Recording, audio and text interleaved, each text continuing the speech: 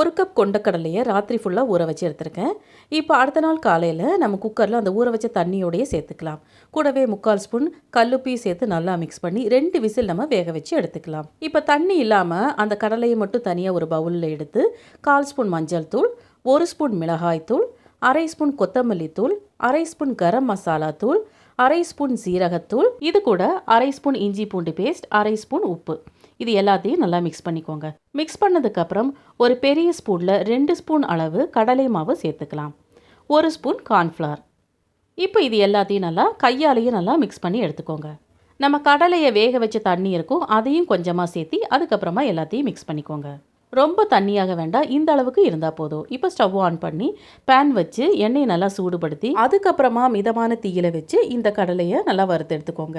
நம்ம ஏற்கனவே கடலையை வேக வச்சு எடுத்தாச்சு, அதனால் அந்த மேலே இருக்கிற அந்த கோட்டிங் மட்டும் நமக்கு ஃப்ரை ஆனால் போதும். அதே எண்ணெயில் கொஞ்சமாக கருவேப்பிலைகள், 2 பூண்டை தட்டி ஃப்ரை பண்ணி அது கூட சேர்த்துக்கோங்க. நம்மளுடைய மசாலா சுண்டல் சூப்பராக ரெடி ஆயிடுச்சு. ஈவினிங் டைமில் ஸ்நாக்ஸாக கூட செஞ்சு சாப்பிடலாம், ரொம்ப டேஸ்ட்டாக இருக்கும். இதே போல் வெள்ளை கொண்ட கடலை, பச்சை பட்டாணி அதுலேயும் நீங்கள் இதே போல் ஃப்ரை பண்ணி எடுத்துக்கலாம்.